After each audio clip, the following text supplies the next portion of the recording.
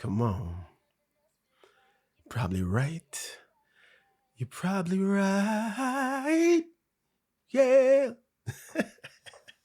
Hey, yo, what's up? This is MCM, and you are listening to You Probably Right podcast. All right.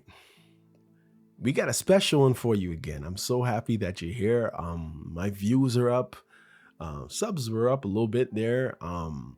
This is really cool.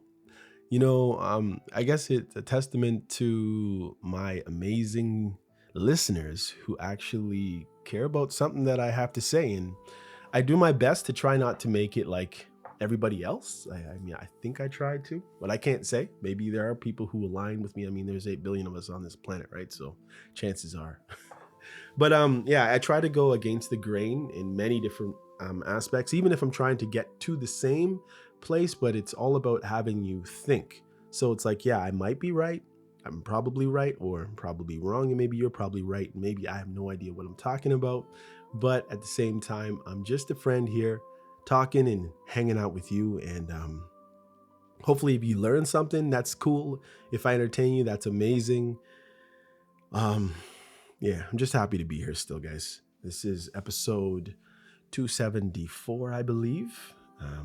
Universal green flags, learning to see your worth. And I'm telling you, when this is jam packed, I'm going to get right to it because this is going to be a long one. I don't know if I'm going to use the music. Oh, let me see how far I got. Well, let's see, guys. I got an hour and 20 minutes of music that you hear in the background here. But I don't know if, well, obviously, well, let's see what happens. Anyways, what am I always stressing about the little things? Let me just check this right here, sir. Good. All right. You know something? Sometimes, well, love feels like a game where everyone else got the rule book except you. At least that's how I feel sometimes, you know? You're sitting there thinking, did I miss orientation day? Was there a meeting about how people pick people, who don't break your heart? And somewhere between heartbreak number 3 and that maybe it's me moment, you start to believe you're just unlucky. But here's the truth that I want to plant right from the start. You're not unlucky in love. You've just been unpracticed at recognizing your worth. Yes, that's right, your worth. You'd be like, well, wait a second, they dumped me just now. No, that's not the point. Listen, that's what this episode's about. Not another how to fix your dating life lecture, not a list of things you're doing wrong, but a conversation about seeing yourself clearly enough to choose better. Because when you finally know what a healthy connection looks like, you stop chasing chaos and start allowing peace. And sometimes that peace, it's by yourself. I'm just being real with you. So welcome, whether you're listening in your car, your kitchen, or while doom strolling, or scrolling, I should say. You see, that's strolling. That's some old school stuff right there. Scrolling on your phone, looking at pictures, looking at somebody else's engagement photos or something. I'm glad you're here. I'm really glad you're here. Because we're going to talk about universal green flags. That's right. What makes someone genuinely good or a good romantic partner? And of course, the red flags that were, that wave the furiously when it comes to stepping back, or at least you think it's like, that's a red flag. That's a red flag. Okay. But before we jump into the list and labels, let's slow down and ask, why do we keep missing the good ones? Why do we scroll past the healthy people, the ones who text back, the ones who listen, just to chase the mystery, the maybe, or the chaos we swore we'd outgrown? See, part of this is simple brain wiring, if anything. Our minds love patterns, even the painful ones. If you grew up seeing love as something you had to earn, fight for, or prove your worthiness of, then calm love feels foreign. It feels different. It feels sus. It feels suspicious, right? The person who's consistent might not, or they might not be that exciting. They might be boring, put it that way. While the one who's unpredictable lights up every old circuit of anxiety and hope all at once. And it's like, whoa, right. But it's going nowhere in most cases. That's not bad taste. It's conditioning. So when we talk about green flags, we're not just talking about, hold on a second. Sorry, guys.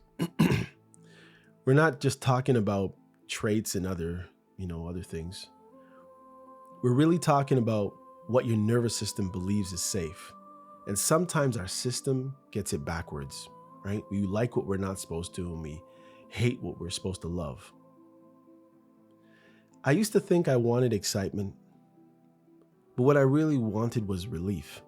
Relief from wondering if I was enough, relief from decoding mixed messages, relief from quiet aches of being with someone who never truly saw me or hasn't really chosen me or doesn't really know and doesn't make me feel safe in their presence because they're here now, but they're probably going to flip.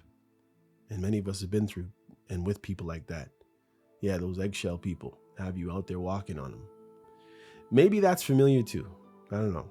If it is, good. That means this conversation is probably for you.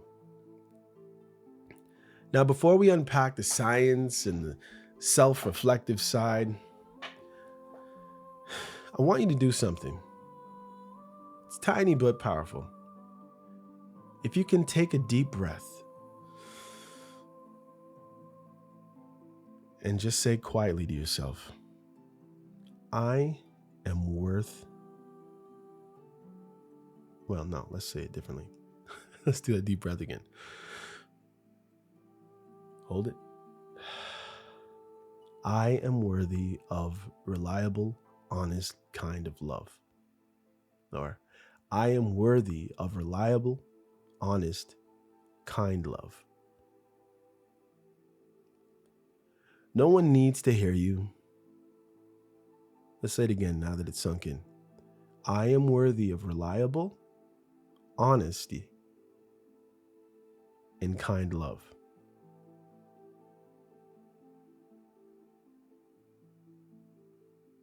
I am worthy of reliable, honest, kind love. No one needs to hear you. You don't even have to believe it yet.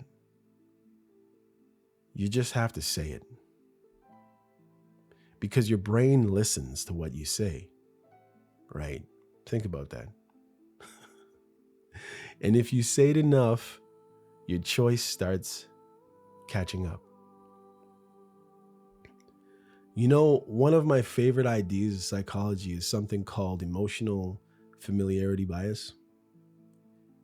It basically means we are drawn to what feels familiar, not necessarily what feels good.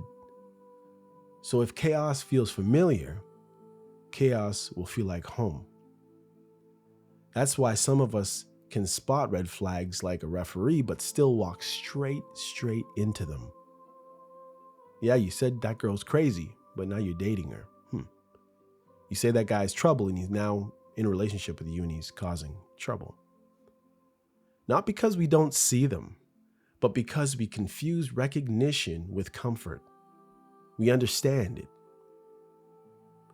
So today, as we talk about these universal signs, the green and the red, I want you to remember this. They're not commandments. They're not checklists. You have to memorize before, your next date.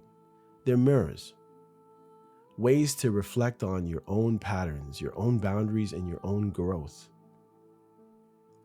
Let's talk about why so many people, smart, kind, capable people, miss green flags altogether. Maybe you've met somebody reliable, emotionally steady, communicative, sorry, and you thought, something's off. There's no spark. What you're really saying was, there's no anxiety, there's no guessing, no fear of rejection, keeping me on my toes, and your body didn't know what to do with that. Let me say that again.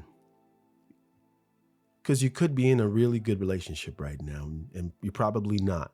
If anything, maybe you're testing someone out again. In more ways than one.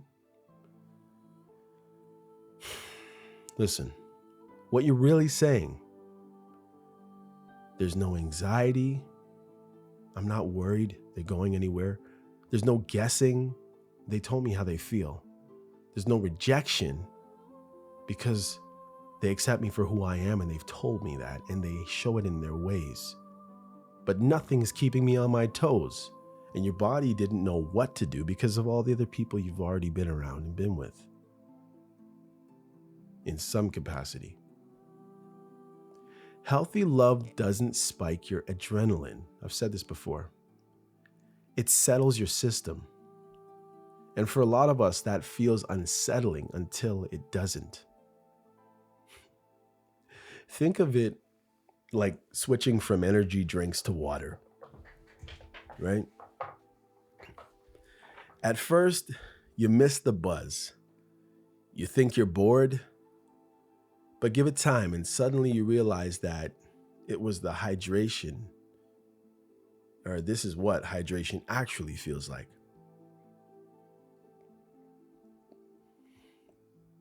That was a green flag relationship, or that's what a green flag relationship is. Hydration for the soul. No crash, no dehydration, no huge bursts maybe, very possibly. But steady love, just quiet strength. And that doesn't mean it has to be a boring person. It's just nobody who will be like, you're not sure what they're going to do next, and it could be something that could be fatal for your relationship or for you in some shape or form. Just someone who is steady, somebody who is sure, somebody who is committed, somebody who is conscientious, loving, caring, smooth. But to notice those green flags, you need one essential ingredient: self-worth. Without it, you'll dismiss the good and tolerate the bad. You'll accept crumbs and you'll call it a meal. Because when you doubt your own value, every act of love feels like charity. And that's exhausting for you and for anyone who actually wants to love you properly. So here's a reframe I want you to carry into the rest of this episode. You are not unlucky in love. You're not even broken. It's a nice term to say, though. You are learning the difference between attention and affection, between chaos and connection, between being wanted and being valued. It's a big difference. Once that lesson clicks, the entire landscape of relationship changes, the abilities you have, the reliability of you're going to pick the right person for you finally and not just someone who looks good. In a few minutes, we'll start walking through the first of the 10 universal green flags, the things that make partners not just compatible, but genuinely safe and supportive. But before that, let's go a little deeper into these questions of why we miss them. Because understanding the why will change how you see every who. Picture this. You're sitting across from someone new. The conversation flows. They ask real questions. They listen. They don't interrupt. They don't overshare. They don't flirt with the waiter just to test you. And halfway through the date, a tiny voice in your head whispers, "They're too nice." You smile politely, finish your drink, and later tell your friends, there just wasn't a spark. But what if that spark, and that's just the spark, you're just chasing a spark?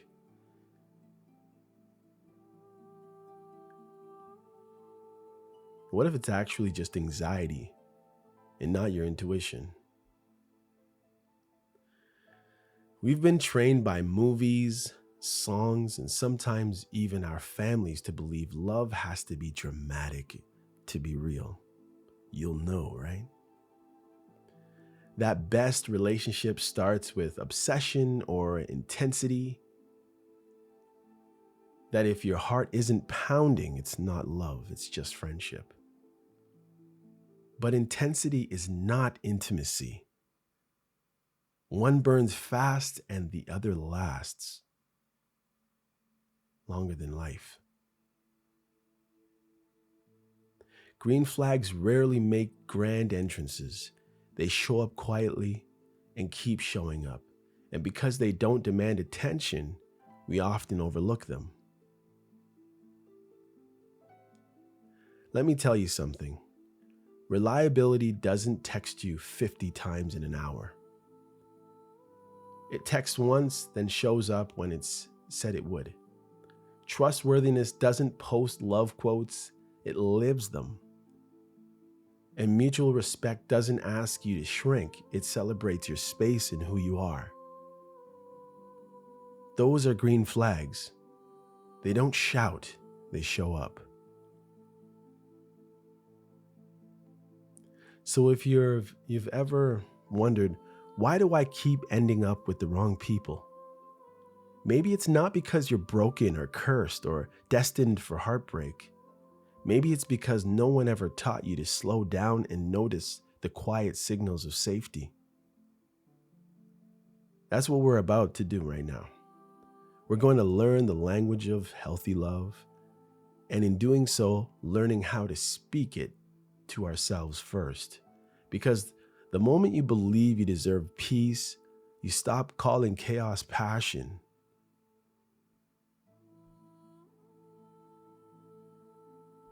Why we miss the green flags. Let's get a little scientific for a moment. When we talk about missing green flags, we're really talking about how the brain interprets really safety. The human nervous system doesn't fall in love logically. It bounds through familiarity and predictability. From neuroscience perspective, the amygdala, the part of the brain that scans for threat, doesn't distinguish between healthy excitement and anxious excitement. It's excitement.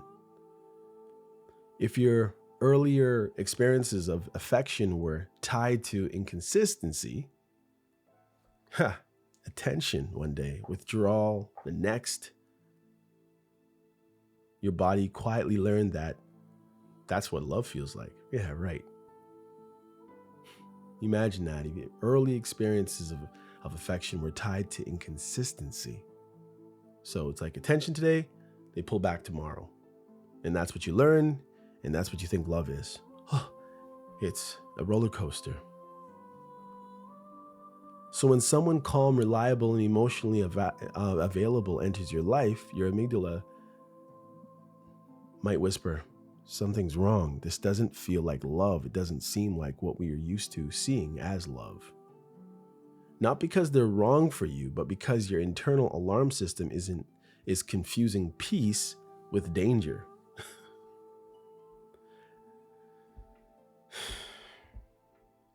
That's the first big reason we overlook good partners.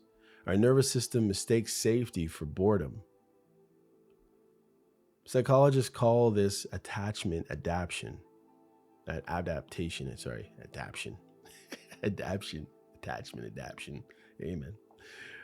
Roughly speaking, we have three main attachment patterns: secure, comfortable with closeness and being by themselves for autonomy; anxious, constantly seeking reassurance; avoidant, feeling smothered by intimacy.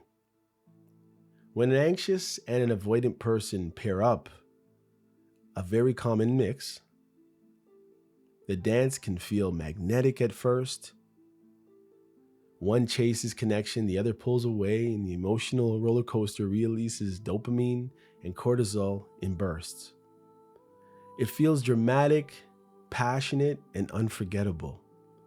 But neurologically, it's just a stress loop disguised as romance. The body learns to crave, chase, not the calm.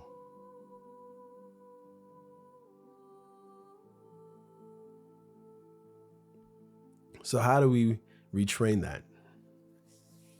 First, by noticing the sensations that accompany healthy connection. When you're around someone consistent, notice if your shoulders drop, if your breathing evens, if it evens out, if silence feels comfortable rather than tense. That's your body recognizing safety, even if your mind hasn't caught up yet. Second, give your brain new evidence. Every time you choose a kind, stable person over an unpredictable one, you're literally rewiring synaptic pathways that equate love with volatility. Repetition builds recognition, and recognition builds trust. This is why therapy, journaling, podcasting, and mindfulness practices can be powerful. Not because they change other people, but because they help you update your internal definition of love. You're updating your firmware in some way, shape, or form. Until that definition changes, even the greenest flags will look like they're beige.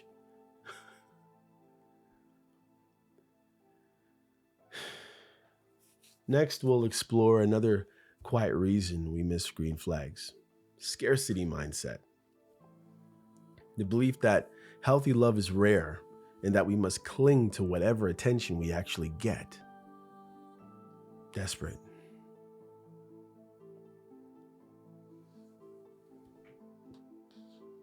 Another psychological reason, as I said, we miss the green flags because of the scarcity mindset. It's the quiet belief that good love is rare, that if something kind or steady appears, we'd better hold on tight, even if it doesn't quite fit. Scarcity thinking grows out of deprivation. If you spent years being underappreciated, ignored, or betrayed, your system starts measuring worth by availability, not by quality. You take what shows up because part of you fears nothing else will show up at all. That belief changes the whole dating landscape, really. It turns relationships into survival math. Half love is better than no love at all. He's good sometimes to me, but most of the time he's not. And when you're in that space, red flags blur into yellow ones and green flags look unnecessary. Luxuries for, I guess, lucky or picky people, right? Here's what's fascinating. From a behavioral economic angle, our brains literally distort memory under scarcity. When options feel limited, we remember past partners more fondly. We start to glaze over the bad stuff and overvalue any small sign of attention. Oh, but he bought me flowers once. Oh no, 3 times, I remember. And every what's it called? Valentine's.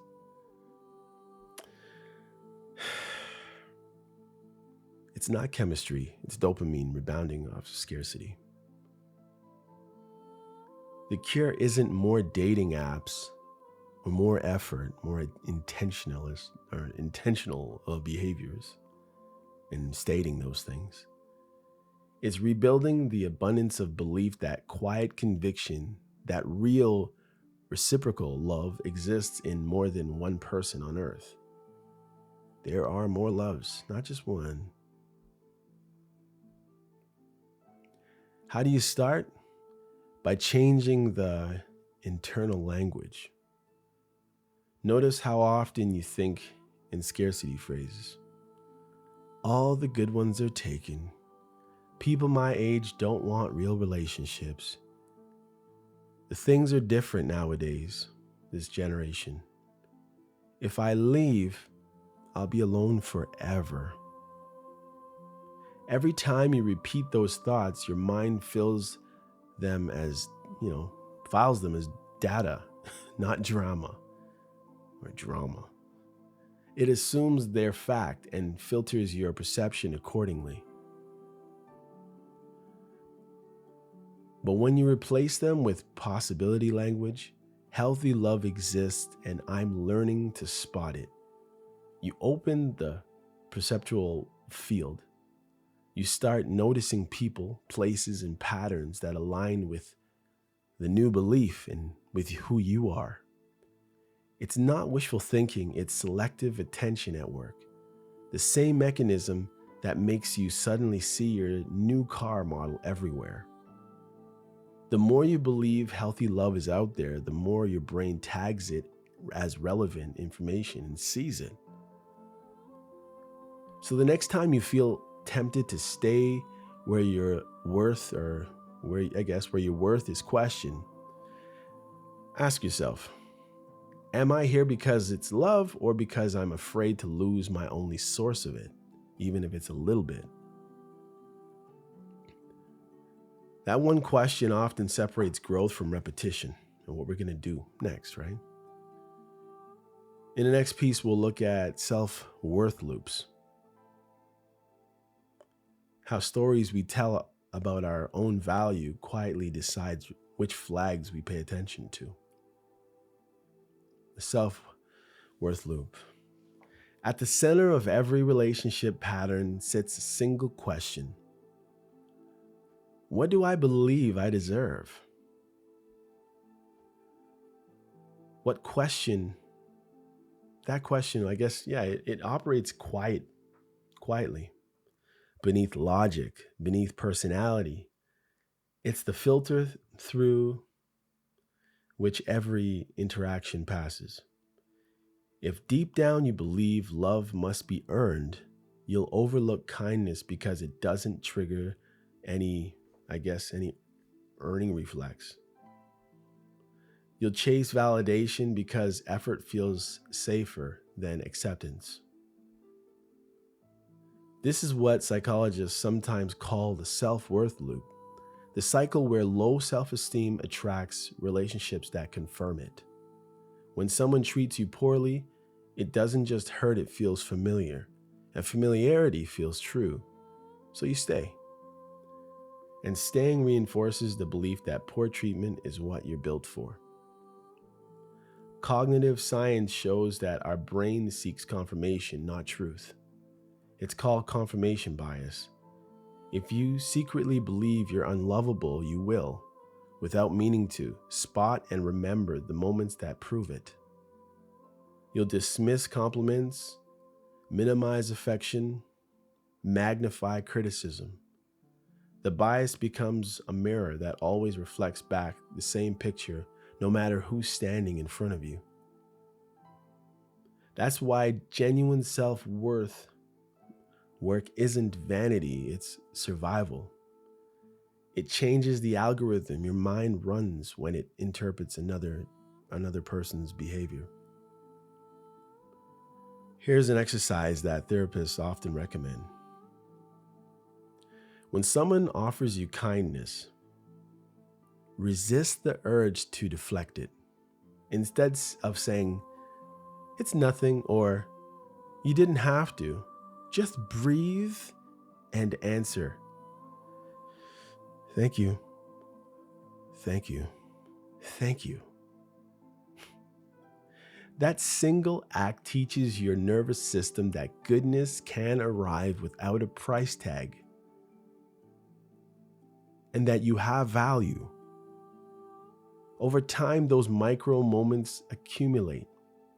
The more you accept respect, the less you will tolerate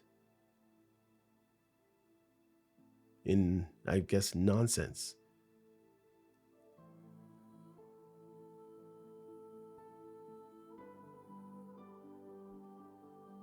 Another layer to this loop is self-comparison.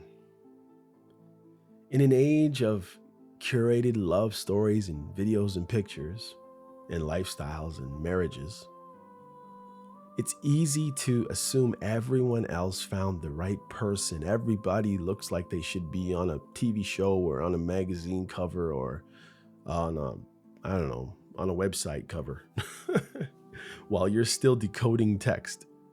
But remember, comparison erodes perception. It shifts focus from compatibility to competition. And love can't grow where you're busy proving your worth. Your goal is different. So when you feel that spiral, why not me? Pause and reframe. My timeline isn't late, it's my timeline. Don't compare it to anybody else. That statement reclaims agency. It moves you from, defiancy to development. Defiancy. Oh my gosh, I can't read. Deficiency. I was like, wait, what's defiancy? Deficiency to development.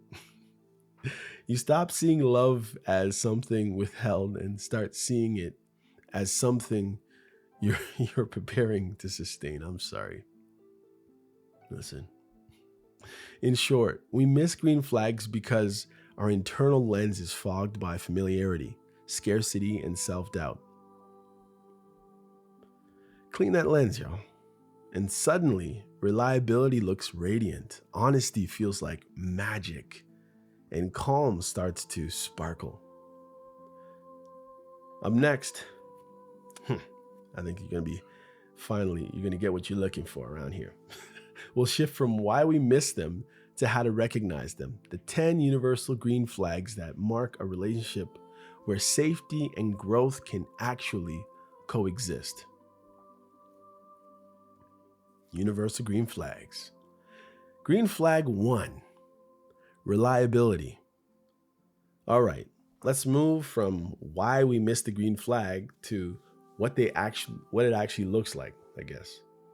And the very first one, the foundation for everything else, is reliability. Reliability is love in action. It's the bridge between words and reality. Psychologically, reliability signals predictability, a key component of emotional safety. When someone consistently does what they say they're going to do, your nervous system learns, I can rest here.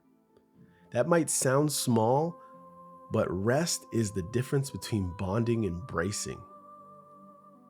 Reliability or reliable people keep you in a low-grade state of vigilance, always scanning, waiting, interpreting.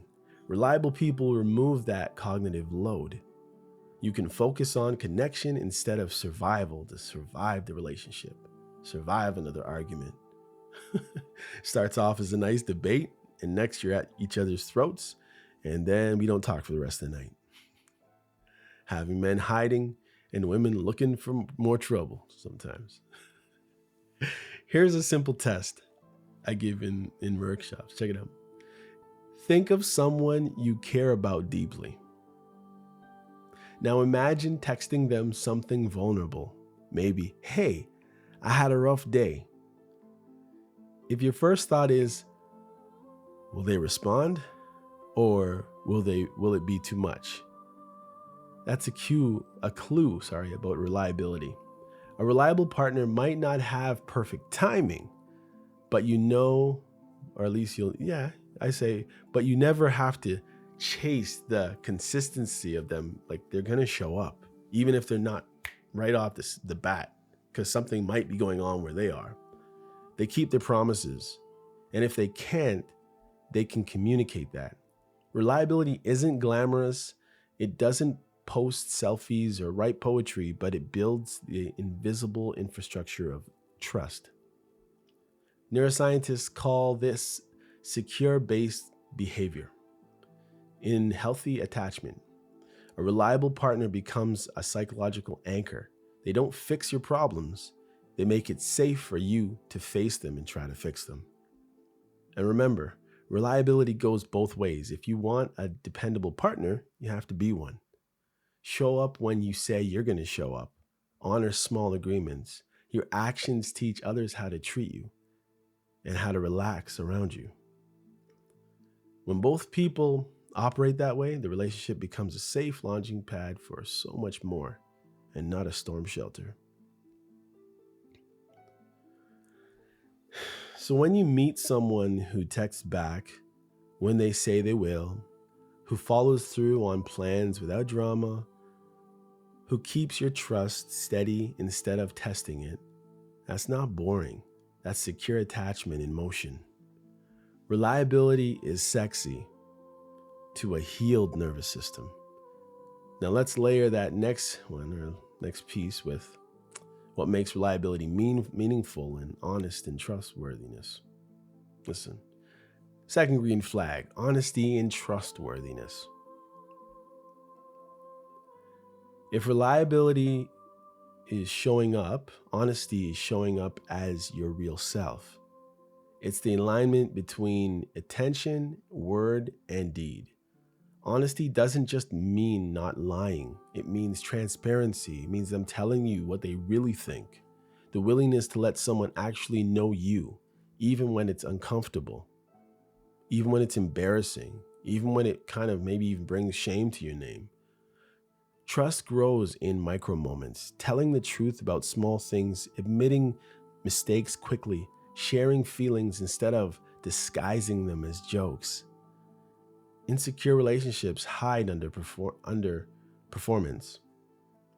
Healthy ones thrive on openness.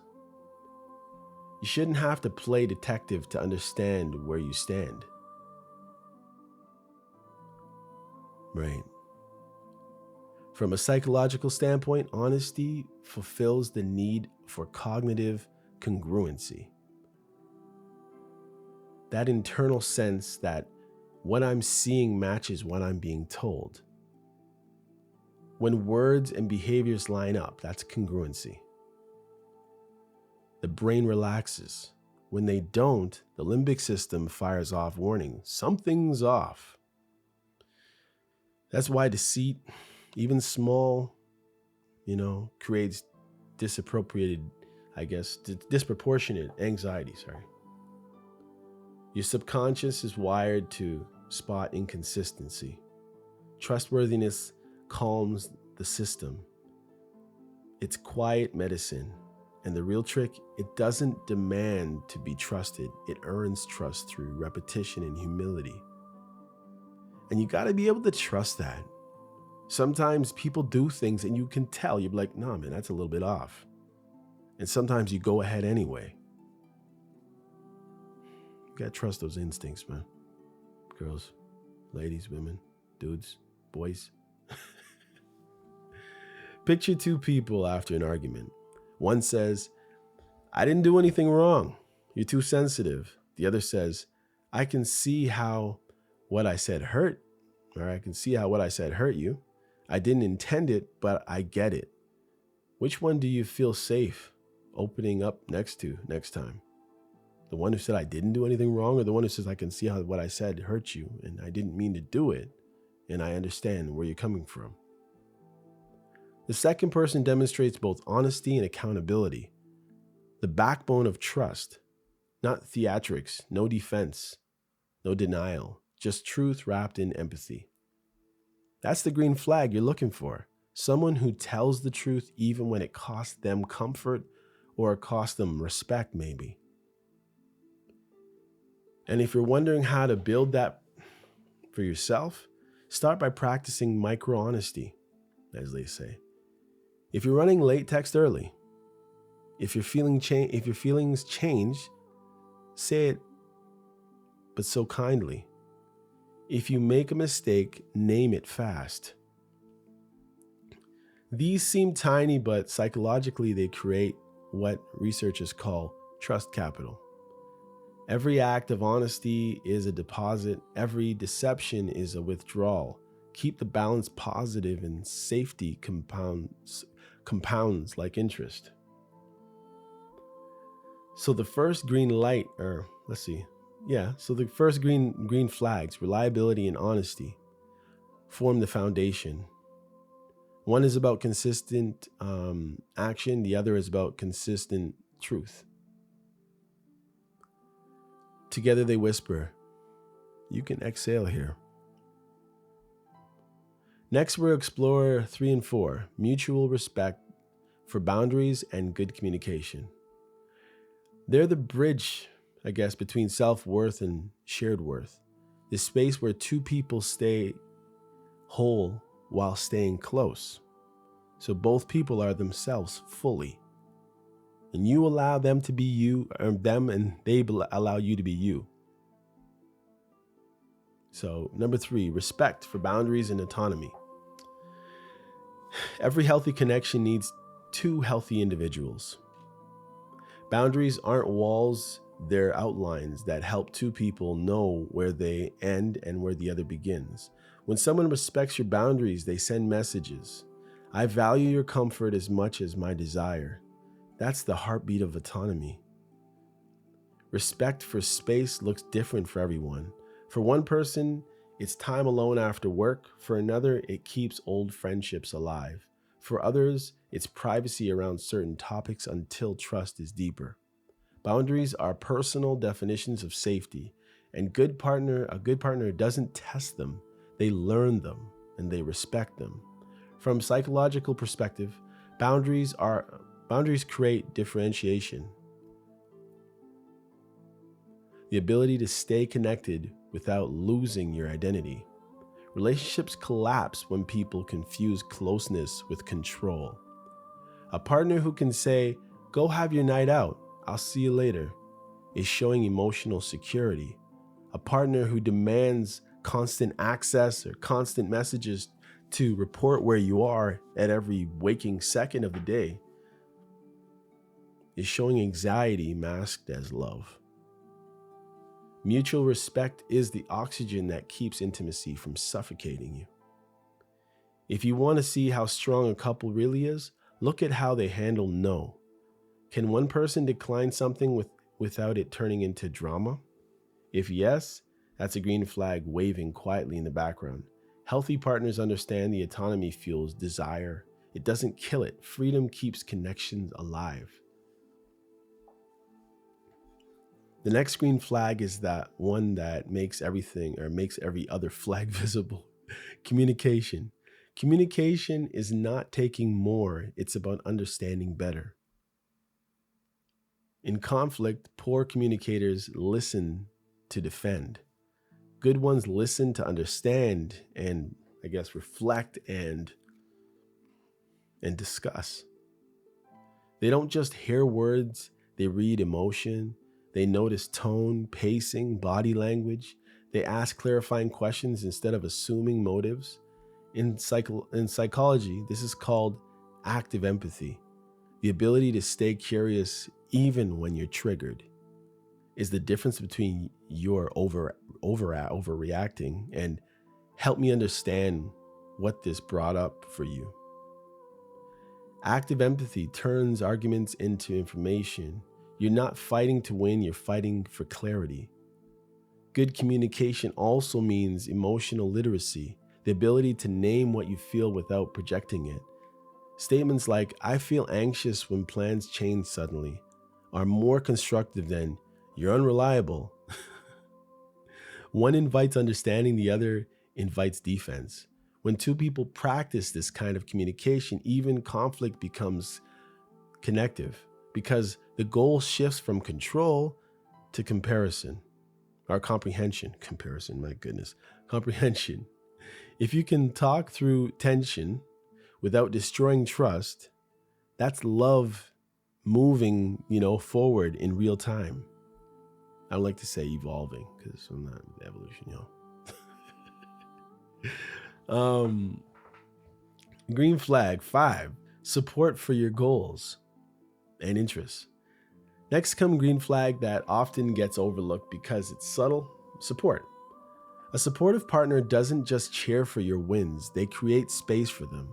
They're not intimidated by your growth because they measure love in companionship, not competition. Yeah, you have some people who actually compete with their partner. In a motivational psychology, we call this secure encouragement. It's the belief that two people can thrive simultaneously and they don't necessarily measure up or equal each other. When one person says, I want you to go for it, they're communicating faith. Faith is your ability. Faith is the relationship stability. Faith that your success doesn't diminish theirs, even if they don't have the education that you have, or the job that you have, or make the money that you do. If you ever find yourself shrinking to keep someone comfortable, that's not love, it's containment. Supportive partners expand the room, not shrink it. And remember, genuine support includes accountability. The best partners doesn't just say, you're amazing. They ask, what are you going to do next? They hold you to your own potential because they see it clearly as well, and maybe even better than you do. Number 6, emotional maturity and self-reflection. It's the ability to handle discomfort without turning it into destruction. Emotional mature people do 3 things. They own their mistakes without deflecting, regulate their emotions before responding, reflect after conflict. Instead of rewriting history, they might even want to reflect with you to maybe go over somewhere that they had things wrong. This comes from a well-developed prefrontal cortex, the part of the brain responsible for impulse control and empathy. When someone pauses to breathe before reacting, that's not weakness. That's not double-mindedness. That's neurological self-management. Maturity is saying, I was wrong without shame. It's apologizing without adding, but you. And it's learning without the need to be the hero of every story. It's without trying to top over the other person's story with an even better story. The more maturity both people bring, the less drama they need to prove depth. Peace becomes the default setting for you. Number 7, healthy social connection and balance. The healthiest relationships are satellites, not cages. A partner who maintains friendships, hobbies, and family ties demonstrates emotional self-sufficiency. The problem, I think, with some people is the fact that they put maybe those 3 things in front of you, even when you're married. And that, I believe, becomes a problem. I think you need to maybe rearrange your priorities, but I think your priorities should still mean your priorities, even if they're at different levels. They don't rely on relationships to fill every void. Social psychologists call this distributed belonging. It's the idea that our emotional needs are healthiest when spread across community, not concentrated on one person. And just because they don't have a lot of family, friends, or other things going on, it doesn't mean that your person can't diversify still. Because there's different places we do that in our life. Maybe it's work, maybe it's school, maybe it's our church, maybe it's our neighborhood, maybe it's just in our family. When each partner maintains a life outside of the relationship, the bond stays fresh. You bring stories back to each other instead of resentment. You don't test each other. You don't try to poke at the other person to make them jealous. This person was talking to me today. That person said my hair looked beautiful. This person said my clothes is nice. This person said that. That person said that. Yeah, he opened the door for me. Yeah, he took me here. Like, so if you meet someone who invests time in their people, who cheer for your friendship instead of resenting them, hold on to that. The question is the placement of these relationships, the care that you put for other things in them. Because sometimes that stuff pulls people who are generally secure into places of insecurity because of the value you place on maybe a friendship that you have outside of your relationship, or their so-called people and things that you would do for others and things that you would do for them. Anybody's going to feel funny if you start doing things where you're putting everybody first before them.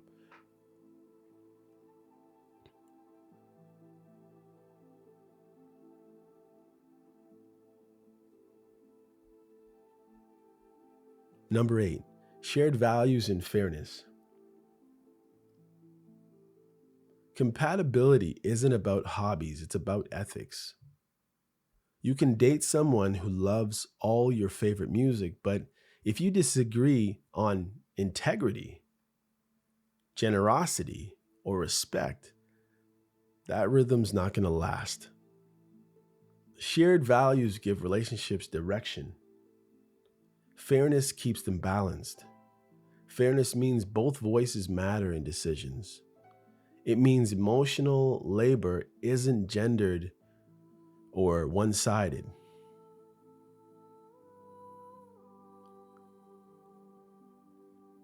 It means each person adjusts sometimes, but no one always bends,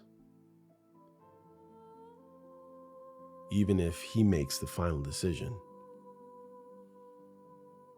Think of fairness as emotional symmetry. Each person contributes effort, care, and honesty proportional to what they accept. Without fairness, love becomes charity. With it, without love, you have nothing. With it, love becomes partnership. Number 9, kindness, empathy, and treating others well too. The 9th flag, kindness. Watch how someone treats people who can't benefit them. The waiter, the driver, the stranger. That's how they'll treat you when novelty fades.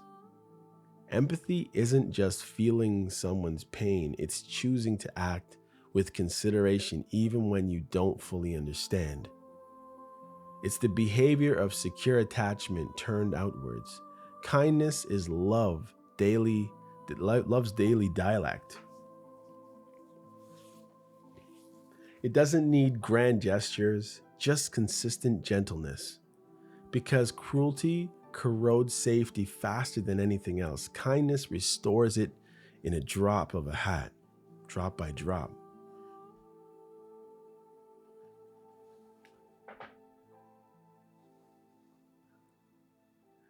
You deserve a partner whose default mode is compassion, and compassion for others, compassion for those who can't necessarily do things for themselves. Number 10, feeling safe, valued, and free to be yourself. In psychological terms, that's called unconditional positive regard. It's the experience of being accepted without needing to edit who you are. When that's present, you relax into authenticity. You be yourself. You laugh louder, you think clearer, you love freer. Safety doesn't mean the absence of conflict. It means conflict never threatens your sense of self-worth. Value doesn't mean constant praise. It means being seen accurately and loved anyway. And being yourself, that's final proof of healthy love. Not performing, not pleasing, but existing comfortably in your own skin besides another human who does the same. There are the 10 universal green flags: reliability, honesty, respect for boundaries, good communication, support, emotional maturity, balance, fairness, kindness, safety, and authenticity. Next, we're getting get into the red flags. I think we can hit them here. Might just stop after that. Universal red flags: knowing when to step back.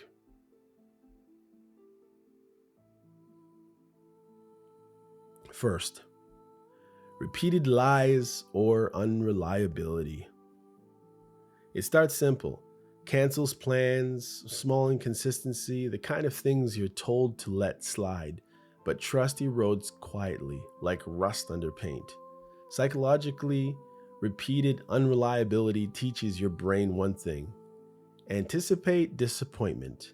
And once that anticipation sets in, love turns into management. You're no longer relating, you're bracing for impact, for problems. If you're constantly adjusting your expectations downward to stay calm, that's not flexibility, that's survival mode. When honesty is replaced by excuses, it's time to ask whether you're building a relationship or babysitting someone's ego. Number two, disrespect for boundaries. Every act of disrespect chips away at your autonomy. It might look small at first: a partner who scrolls through your phone, makes jokes about your body, or pressures you into conversations you're not even ready for. But the underlying message is the same: my comfort matters more than your consent. From a drama-informed perspective, that's that coercive behavior, basically. And it often escalates because people who ignore small boundaries don't suddenly honor the big ones.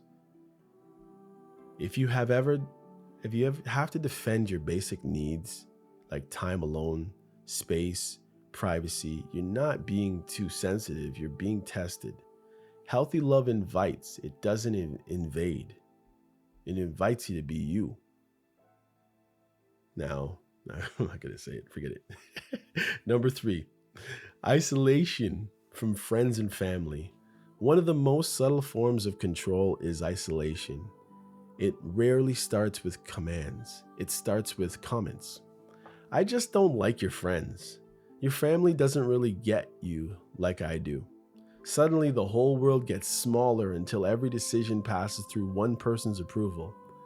Social psychologists call this dependency conditioning. By cutting you off from other perspectives, a manipulative partner becomes the only source of validation and truth, and the only judge of your reality. If your world keeps shrinking in someone's presence, that's not love. That's not love tightening, it's control closing in.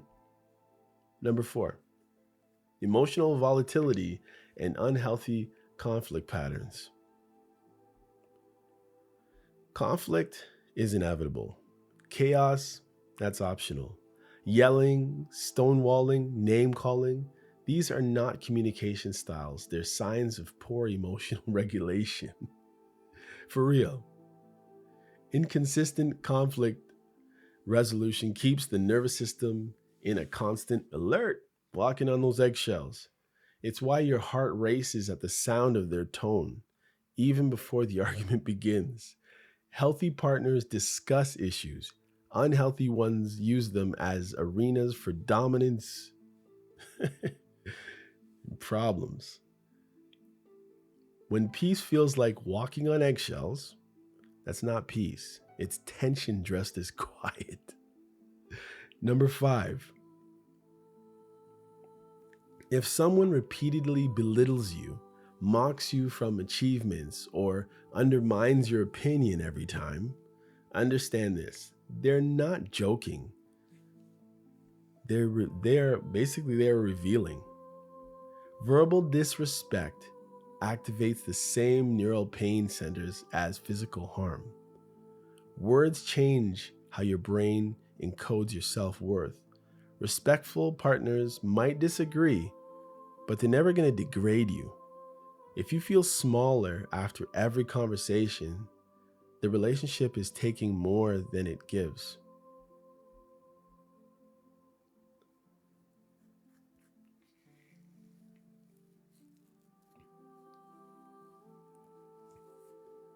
Mismatched core values or power imbalance. Red flag number 6. Values are the compass of any relationship. When they clash and one person insists on staring anyway, you lose direction.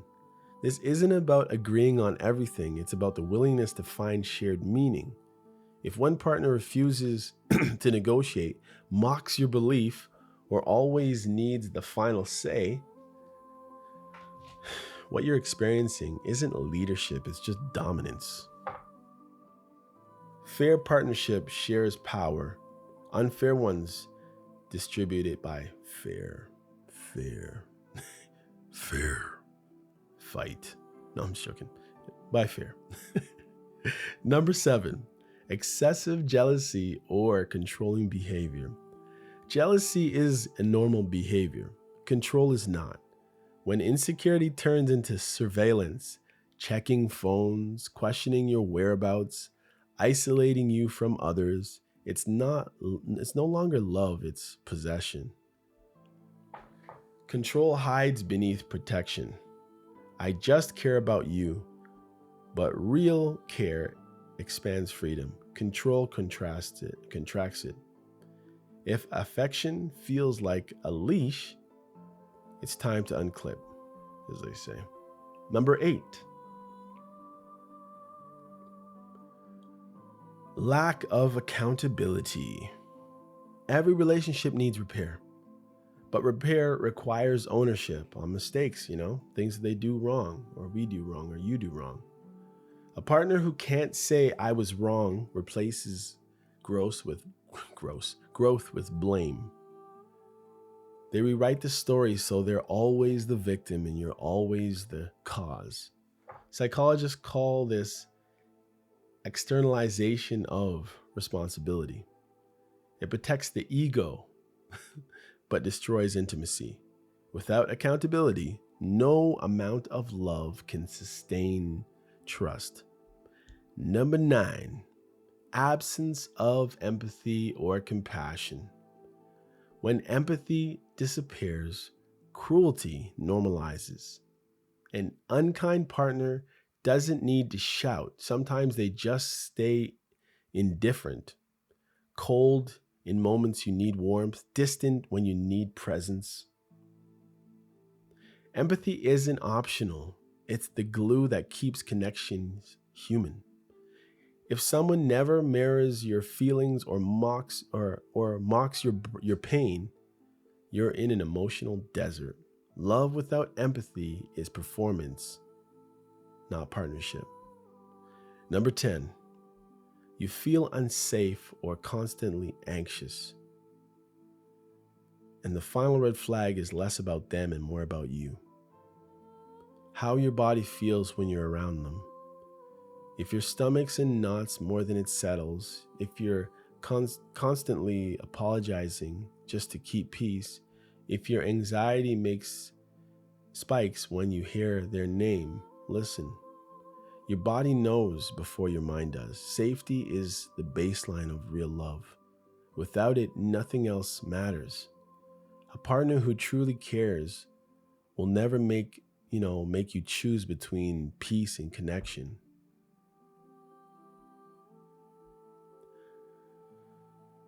So those are the red flags, not to scare you, but to sharpen your awareness. When you know what to watch for, you stop mistaking pain for passion. And remember, no one is perfect. Everyone waves red flags now and then. What matters is whether they notice and whether they choose to put it down. Make an effort, at least. Healthy love isn't about finding flawless people, it's about finding people who are willing to repair, not just saying they're broken.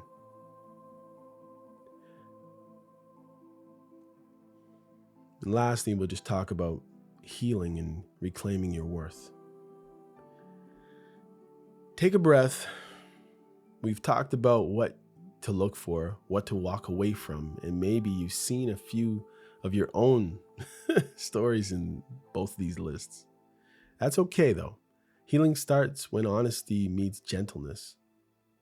If you're listening right now, thinking, I've waved a few red flags myself, welcome to being human. Growth doesn't come from guilt, it comes from awareness. Every healthy relationship you'll ever build includes the ones with yourself being with that, that kind of honesty anyway. So let's slow it down a little bit. Hang on before you label yourself. I'm miserable, I'm unlovable. Nah, man, listen. Our minds love labels. Toxic, broken, unlucky. But those aren't truths. They're temporary descriptions of pain. You're not broken. You're just in transition. You're learning that language of respect after years of dialects that didn't honor you. Healing begins when you stop rushing to write your past and start sitting with what it taught you. What was the relationship you're trying to show? What was that relationship trying to show me about my needs? Why did I fail, or why did it fail? Reflection replaces rumination. That shift from blame to curiosity is the first sign of self-worth returning. You got to re-educate your body. Remember how we said earlier that the nervous system learns through repetition? The same rules apply for healing. To feel safe again, your body needs new evidence, consistent experience of calm connection. That might come from two friends who show up, routines that steady you, or time spent alone without judgment. Every quiet morning walk, if you get a chance, every meal you make for yourself, every boundary you keep is a tiny act of rehabilitation for yourself, for your sense of safety. Over time, those moments reteach your body what peace feels like. And one day, peace stops feeling foreign. It starts feeling familiar and right. Last, I guess, well, maybe not last, rebuilding inner dialogue. Listen to how you talk to yourself after a mistake. Would you speak that way to a friend? Self-talk sets the tone for every relationship that follows. Try gentle truths instead of harsh judgment. I see why I stayed. I see what I learned. I'm choosing differently now. That's accountability without cruelty. It tells your mind, I'm safe with myself. And once you feel safe within, you stop seeking permission to exist from anyone else. After that, reintroduce hope. Hope isn't denial, it's direction. It's the quiet confidence that even after disappointment, connection is still possible. Psychologists call this earned security. When you rebuild trust in people by first rebuilding trust in your own discernment, you stop fearing that everyone will hurt you and start trusting that you'll notice the signs if they try. Hope grows through small self-experiences. A conversation that feels easy, a laughter that doesn't require performance, someone remembering your coffee order, tiny proofs that goodness still exists. And re-enter love with awareness, not armor, blocking everything they try to do for you or with you. When you're ready to love again, go slowly but not fearfully. Armor does keep pain out, but it also keeps connection from getting in. Awareness is lighter than armor. It lets you see clearly without hardening. It says, I know what I need, and I'll walk away kindly if it's not there. That's maturity. That's freedom. Listen, if you're listening, or if you listened this far, I should say, I want you to know, because obviously you're listening, you're already healing. Just by choosing to learn to understand, to pause instead of repeat, you're changing the story. Healthy love is not a miracle reserved for some lucky people. It's the natural result of self-respect practiced daily. So tonight, this morning, this afternoon, wherever it is, whatever it is, wherever you are, before you sleep, tell yourself quietly, I'm not behind, I'm becoming what I'm supposed to become. Things are going to be the way they're going to be regardless, but I'm going to be doing it with my eyes open and seeing what's really going on. Pardon the pun. Let that be, let that be your closing thought though, for real. You don't have to chase love. You have to recognize it. Start with the way you choose to treat yourself. May your next chapter be calm, may it be honest, and may it feel like home. But please, please, please understand, you have to give love a chance. I mean, you tried hate, you tried indifference, maybe you tried abuse, maybe you tried being with selfish people who only care about themselves, unloving, ungiving, unforgiving, bitter, hateful.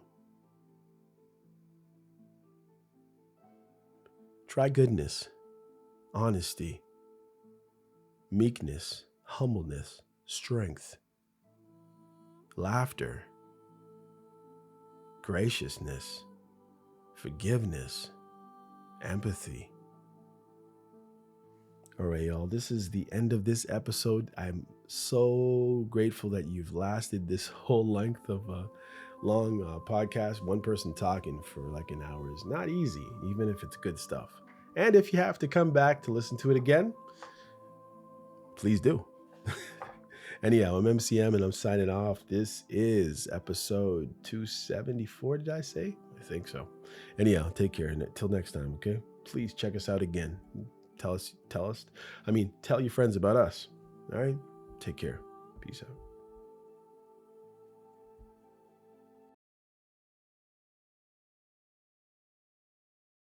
Hey, come check out You Probably Right podcast.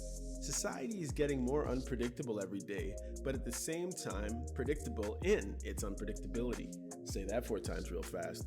Come with me as I attempt to find clarity in all the fog while staying way outside the box and kicking the box way down the road with my size 12 dogs.